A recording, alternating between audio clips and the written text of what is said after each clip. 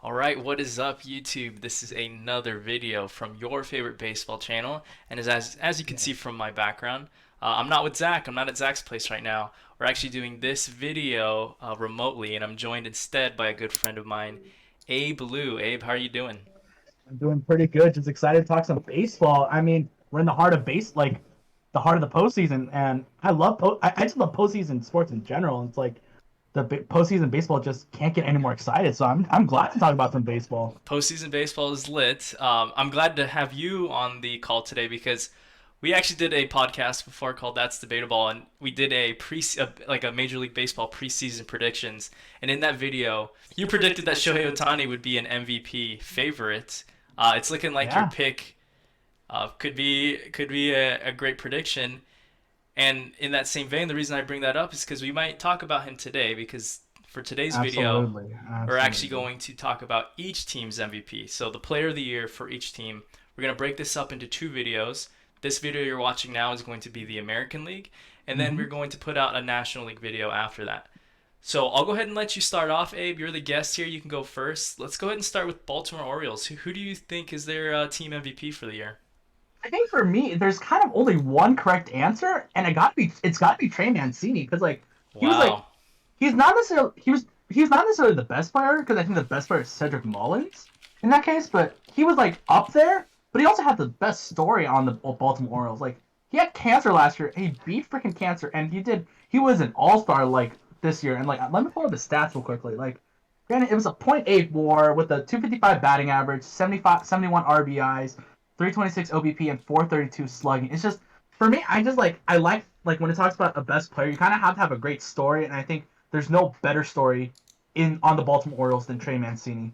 Like there's not much good going on for Baltimore Orioles this year. Like I think they ended up with like what 50 something wins, and to have a highlight in Trey Mancini just to like, oh, even though our team sucks, look at we have a guy that beat cancer who did pretty good. So here's our best player kind of thing. So I like kind it. of took it Okay. took a bit of you took you for a bit of a loop, but like So I you're said, it's going all with about the the start from there. you're going for the storyline because, like you mentioned, Absolutely. Cedric Mullins did have a really good season. He did lead that team in WAR. You know, he was their first 30-30 season in franchise history. That's kind of crazy because 30 seasons are hard to come by anyway. Like, I remember, I think it was like 2 years ago, we had Ronald Acuna Jr. chasing a 40-40 season. Just missed it by a touch, but that's crazy. The first ever 30-30 season for the Baltimore Orioles with Cedric Mullins. But we're going with Trey Mancini instead. So Trey Mancini, Baltimore Orioles MVP. So next we'll be talking about the Boston Red Sox. Okay, so for Mm-hmm. this one, I think there were two obvious picks. I think it was Mm-hmm. between Xander Bogaerts and Raphael Devers. Oh, Um, yeah. Typically, I would lean towards the shortstop because I think it's obviously probably the most difficult position to play, maybe the most valuable defensive position. Yeah. Bogarts also had a higher WAR, whether you look at Baseball Reference or on Fangraphs. But to me, it was close enough that they both weren't consideration. And in fact, it was so close that I'm actually going to go with Raphael Devers. And the reason why is because on the last game of the season, he went 4 for 5 with 2 homers and 4 RBIs in a must-win game. Because if they lose that game, they would have been playing what was it, the Blue Jays, right, in a Game play-in game. 163. Yeah, and just to get into that wild card game, in which case that's two do or die games. They definitely wanted to avoid that. So I'm going with Devers here, even though I think you could make the argument Bogarts had the better season, but I think it was so close that that last game for me it takes it over the Yeah. top. I'm gonna go ahead and go with with Rafael Devers on this one, and let me go ahead and pull up his numbers here.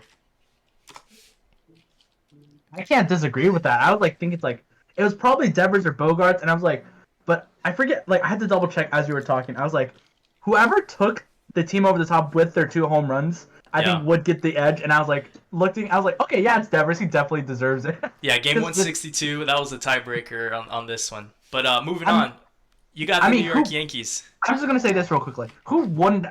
I was like, I was hoping for the worst. I wanted chaos for and game 163 for game 16 for the day of game 162. That's just me, but like I had to give it to Devers because like without him, they may have not even made it to the ALCS because at the time of this recording, the Boston Red Sox are in the Hmm. ALCS because the Balt the not Baltimore.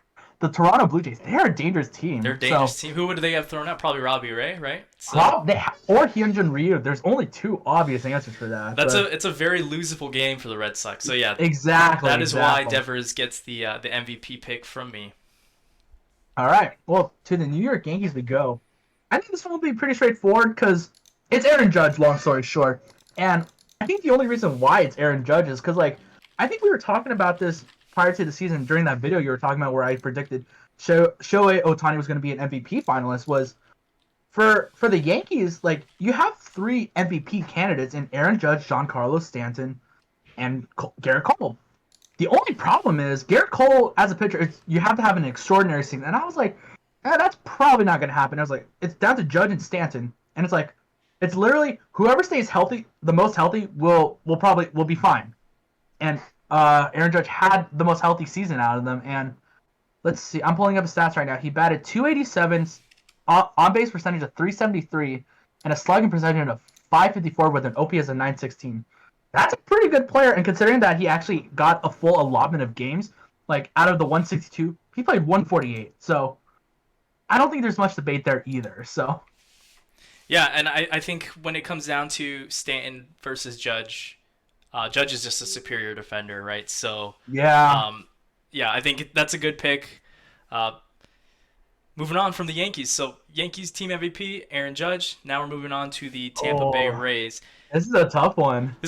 And the reason why is the Rays have, a very similar team to the Giants, and we talked about in the previous video how the Giants have. I remember that video. Yeah. Have a lot of good players, but not necessarily one bona fide star. A lot of guys who actually hit a lot of home runs, but hit for low averages. The Zuninos and the Austin Meadows. Yeah. But I'm gonna go with Brandon Lowe actually. Brandon Lowe, amongst those guys, had the most home runs. He had 39 home runs. He had, I believe it was 99 RBIs. You're talking about that kind of production from a middle infielder. That's insane. That's pretty valuable. I want to give a quick shout out though to Wanda Franco, and the reason why he's going to be a good player. He's going to be a good player. And when we're talking, if we're having this conversation a year from now, I think it's very likely that Wanda Franco is probably the guy that gets this award. But when you're talking about Wanda Franco, you're talking about a guy who had a 2.5 WAR according to Fangraphs in only 70 games. Yeah. Brandon Lowe was at about 5.2. So, if Wanda Franco played the full season, he's probably going to be around that number or maybe more. So, it's low for this year because of, he played the full season. But Wanda, we're watching you, man. You had a great rookie season. We expect big things from you. I can't agree with you anymore on that. Not to take away from Brandon Lowe, I think for Wander Franco, he's just going to be clumped into that category of young and upcoming superstars. Because I think of a Wander Franco because I was like, when the Rays traded away William Adams, I was like, oh, this is perfect. They're just setting it up for Wander Franco to come up to the majors as soon as possible. And once he did pretty good. And it's I think he had a relatively good postseason. He's going to be put in the category of Vlad Guerrero Jr., who I'll talk about real soon, Juan Soto, and Fernando Tatis Jr. Those are your four up-and-coming superstars who are, in the low 20s, 24, 20 to 24. I'm like, those are the kind of people that we wonder, what am I doing with my life? These kids are all younger than me.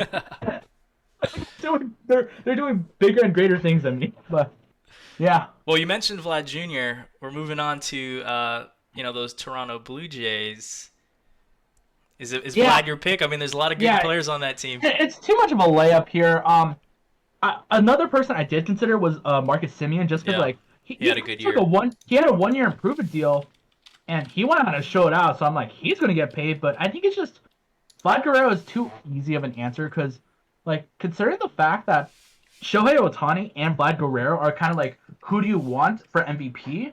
I think that kind of shows you have no choice but to say Vlad Guerrero for your team MVP because, once again, I'm going to pull up the slash line. 311 batting average, 401 on base, which is, if you have 400 plus, that's insane. Yeah, and that's a very good season. With 48 homers, which I think was either second or it was tied for the league for this year, which is just that's insane. And as I'm double checking, no, I don't want the postseason, the regular season. Okay, he was tied for first with Salvador Perez for 48 homers for the season. So kind of a layup, but it's also I think it's just a testament. No, it was a layup, but like you mentioned, Marcus Semien is a good player. Most teams, Marcus Semien's that team MVP, and that's not even talking about guys like Teoscar Hernandez and Bo Bichette and Yeah, Robbie Ray, who might win an AL Cy Young award. So I mean, yeah. kind of surprising that the Blue Jays didn't make the playoffs It's with really how deep the unfortunate for them, but yeah. I think it just shows the power of the AL East. Because, like, let's see, you have the Tampa Bay Rays with 100 wins with the best record in the AL. You have the Boston Red Sox and New York Yankees, who had I think 92 wins apiece for the two wild card spots, and then the Blue Jays are one game behind with 91 wins. Like the AL East is going to be a division to watch for years to come because the Rays are going to be great. The Yankees, pending how you figure out for some free agent stuff, are going to be okay, I think, because you can't really keep them down for too long. The Boston Red Sox seems relatively young, and the Blue Jays are only young and only can go up from here. So, Yeah, good. I mean, good pick, easy pick, right? To go with Vlad Guerrero. Moving on to the AL Central, we're going to start with the Chicago White Sox.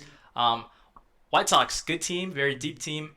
They have a lot of players I could have picked from. mm-hmm. They actually had four pitchers who, according to Fangraphs, had above a 4 WAR. So That's pretty crazy. good, right? So they were definitely in consideration. However, when it comes to team MVP, I'm with you, Abe. I like to lean towards position players because they're playing, every day instead of every 5 days.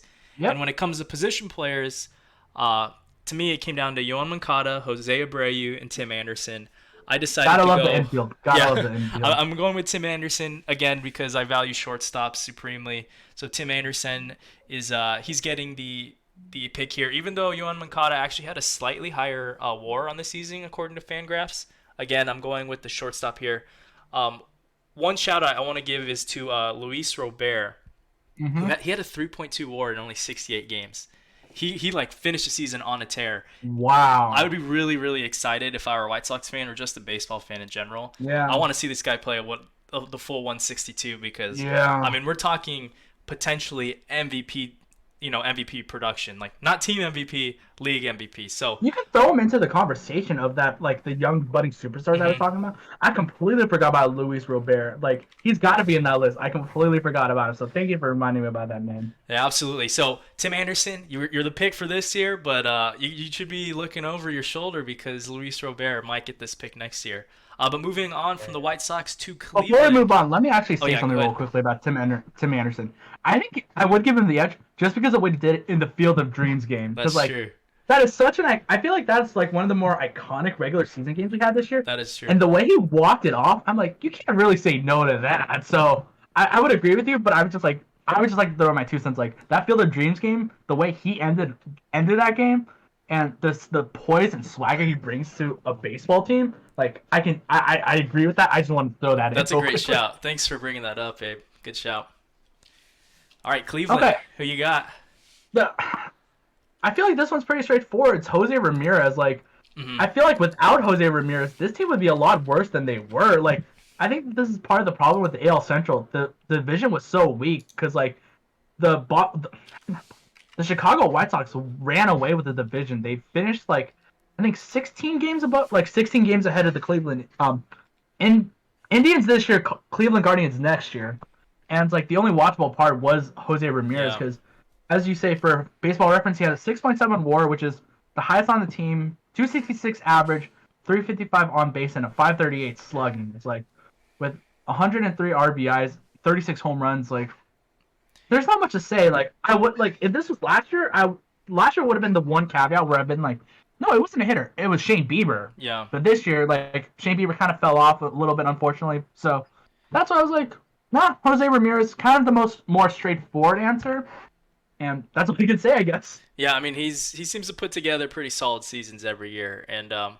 what is he? He's only 29, so Yeah. I think a lot more to expect from Jose Ramirez. He's very consistent for them. Yeah, good pick. Moving on to the Detroit Tigers, and Oh, another.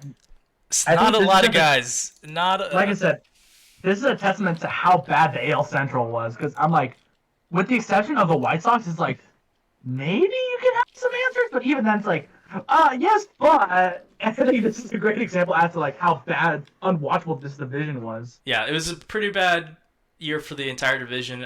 very bad year for the Tigers. I don't know if there was much to expect from them anyways. I think the highlight of their season was, Miguel Cabrera hitting his Yeah.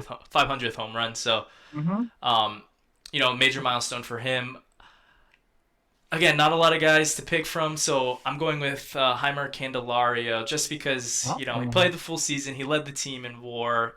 It was only 3.2 according to Fangraphs, so nothing spectacular. But 271 batting average, 16 homers, 67 RBIs. Really pretty lackluster year. Like a good season for a decent player, but by no means, an all-star or MVP level season. But I think it just goes to show how bad the Tigers season was that this is the guy that gets the pick here. Yeah. But moving on to Kansas City, they had one big player in particular who had a big year. I'm curious if that's your guy here. If you're thinking if you're thinking it is Salvador Perez, you'd be right because Yes. I think it's just like part of it. It's like I think I'm a big stats guy, and like considering that he's a catcher and he led the league or tied with Vlad Guerrero for the league lead with 48 homers, and I think that's an all-time record for catchers too. So it's like kind of like you kind of have to give your props to Salvador Perez, and it seems like part of it's like he kind of drank from the fountain of youth because I remember Hmm. like 2019 he didn't play at all 30. Last year during the shortened season he only played 37 games. And this year he plays 161 games, which is Wow, one short of the full season. And it's like that's impressive he's for a 30, catcher. 31, and he played all of it like as a catcher. So it's like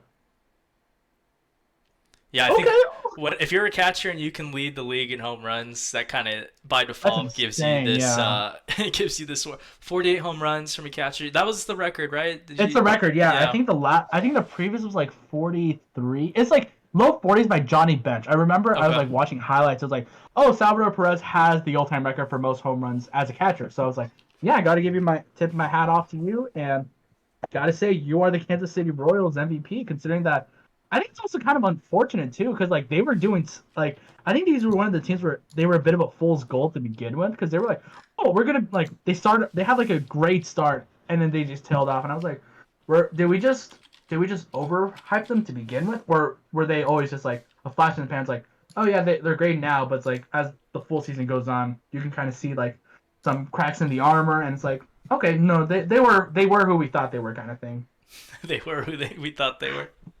I've been using that phrase way too much recently. All right, so Salvador Perez gets the nod from you for the Kansas City Royals. Moving on to the Minnesota Twins, who maybe of all teams in baseball had the most disappointing season, right? In terms of Absolutely, their expectations absolutely. versus what happened in reality. The Hmm. Twins look like a team that were going to compete with the White Sox for that division. That was not the case by any means. Yeah. A lot of guys had pretty disappointing seasons. For this particular one, I'm going with Jorge Polanco as their team MVP. 3.9 WAR out of the middle infield. Good power numbers. 33 homers, 98 RBIs. So pretty good season overall. From Polanco, a lot of the guys around him didn't have great seasons. I do want to give a quick shout out to Byron Buxton. Uh, Buxton actually led the team in WAR, and he only played 61 games. So Really? yeah, but the reason I'm going with Polanco on this one is because sometimes your best ability is availability. Availability, Yeah, yeah. and Buxton seems to be the case, man. He has flashes of brilliance every year, it seems like, but he either can't stay This year in healthy particular or can't be too. Yeah. consistent enough. The health has been a big issue for his career so far. He's another guy who, like, if he could play the full 162, I'd love to see what he can do. Because the Twins desperately needed him this year, but unfortunately he was hurt. Jorge Yeah. Polanco, you get the nod here. And that was the AL Central. So we're going to move on to the AL West. We're going to start with the Houston Asterisks. The Astros. Thank you. I appreciate that. One of your least favorite teams. I'll go ahead and Oh, absolutely. let you talk about the Astros here. Yeah, I think for me, like, according to Baseball References Worth, there is only one answer, but I think part of it is, spoiler warning, it's Carlos Correa, and I think part of it is like, yeah, he did good, but it's also the fact that I think part of the reason why he did good, which I hope is kind of a trend of things to come, is it was a contract year, Mm. and long story short, he's gonna get paid this offseason, so I think he kind of showed up and showed out. Just to go quickly through his stats, 7.2 WAR, which is like usually like you're pretty close in MVP consideration at that Yeah, point. that's true. 279 average, 366 on base, 485 slugging, 850 OPS. Kind of on the lower end, but he was very available 148 games, and like this is a great example of like you know, how a lot of people say, "Oh, this is a contract year." I think this is like a very prime example. It's like, "Oh, you're going to be a free agent. You want to make money? All right, go play. Go prove you're worth that money." And he's going to make his money. And I'm He's like, he's definitely gonna make his money. He's another one of those guys who's a young guy who's shown only flashes. 27. Yeah, Only yeah. 27. He's shown flashes throughout his career in the playoffs as well. But I do think he needed it this year to really get paid. I think it kind of solidified that contract. Oh yeah. How much consideration did you give other guys on that team? Maybe like a Jordan Alvarez or Kyle Tucker. Um, not as much, just because I was like Carlos Correa. I feel like was the only name that like really popped out to me because like my process for this is like kind of just like I think about each team and I'm like, whose name did I hear the most? So I think that's why like for Trey Mancini, for example, even though Cedric Mullins would have been the obvious pick, I just was like, I heard Trey Mancini's name the most just because of the story. So I was like, Carlos Correa, he had the most like pop to it. So it's like, I'll go with that. So kind of you for the viewers out there, they kind of get a look into my process as to how I chose who I chose, kind of thing. So Carlos Correa, he gets the team MVP for the Houston Astros. Moving on to the Los Angeles Angels, another layup pick, right? This is a guy who's in contention for the MVP award. One of the most historic seasons in all of baseball for a team that was largely disappointing. So Yeah. easy pick. It is going to be Shohei Ohtani. We're talking Yeah. about a guy who basically led baseball in WAR this year when you combine his pitching WAR and his hitting WAR. Hit What was his 46 home collective runs. WAR? What's his collective WAR? Just out of Collective WAR in curiosity? Fangraphs is 8.1. So that you're talking MVP level type of Yeah. season. I think with that pitching WAR, I think that does bring him slightly above Vlad Jr. I think Vlad Jr. had a far superior year at the Offensive, plate. yeah. Absolutely. Otani's a low average type of hitter, and I think that's kind of what's expected. He's not spending all his time hitting. Yeah. But the fact that he could split his time, have the numbers that he had on both sides, I mean, this is what we talked about before the season started when you were predicting this, is that he doesn't need to have, elite levels on each side. He just needs to have very good hitting, very good offensive numbers, very good pitching numbers, which is exactly what happened. Again, the Angels were not a very good team this year. Trout got hurt. So easy Rendon pick. got hurt as well, yeah. Yeah, Rendon was hurt. Jared Walsh was okay. But yeah, easy pick. Shohei Ohtani. He is the team MVP for the Los Angeles Angels. But moving on to your beloved Oakland A's. You're the A's fan here. What did you think of who's the team MVP for the A's this year? So I think for me, there is one obvious answer, which is Matt Olson, but I think a player that I gave very strong consideration to was Chris Bassett. Because he was our best pitcher, no doubt, but it's just he missed time because of that horrific liner to the face. And for me, as an A's fan, I was like, that's when we fell off as a team. The moment Bassett got hurt, our season kind of went down the drain. It was already going down the drain prior to that, but from that point on, I was like, if we don't make the playoffs, I'm okay with it because it's more so about getting Bassett healthy for this upcoming year. And after that, let's go into Matt Olson. He had a career year. Last year during the pandemic year, he struggled. He was only batting 195. This year, he bumped that all the way up to 271 with a 271 average, 371 on base percentage, 540 slugging, 911 OPS, 39 homers, which is unfortunate he didn't hit 40, but for this, as an A's fan, it was either Matt Olson or Chris Bassett, but because Bassett missed time because of that horrific injury, the slight edge goes to Matt Olson in this particular case. If Bassett was there for the whole year, it would have been really hard for me to choose. I would have just copped out and had to go MVPs, but because of the injury, it gave the slight edge to Matt Olson.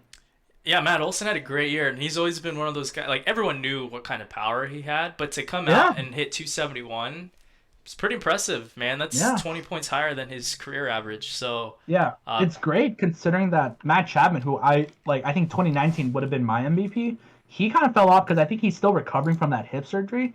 So I'm just hopeful that the Matt brothers, who are probably the best defensive tandem in baseball right now, because Matt Olson has a terrific glove at third base, Matt Olson has a terrific glove at first base, that next year these two could put it all together defensively and offensively and hopefully take the A's over the top, because I think these might be the long-term pieces that you would want to keep long-term. Yeah, crazy that Matt Olson has surpassed Matt Chapman as the superior Matt right now in Oakland. But yeah, so Matt Olson, congratulations, team MVP for the 2021 Oakland A's. Moving on to the Seattle Mariners, who actually had a pretty decent year, surprisingly. A very surprising year. Yeah, I think decent. They were expected to be somewhat decent, but considering the fact that they made it all the way to game 161, 162 yeah, in playoff picture, like I think that's just a testament to like how surprising their season was. I yeah. guess. They were right there in the playoff picture right up until the end. Another team that doesn't have necessarily a bona fide star, Ty France was actually their leader in WAR.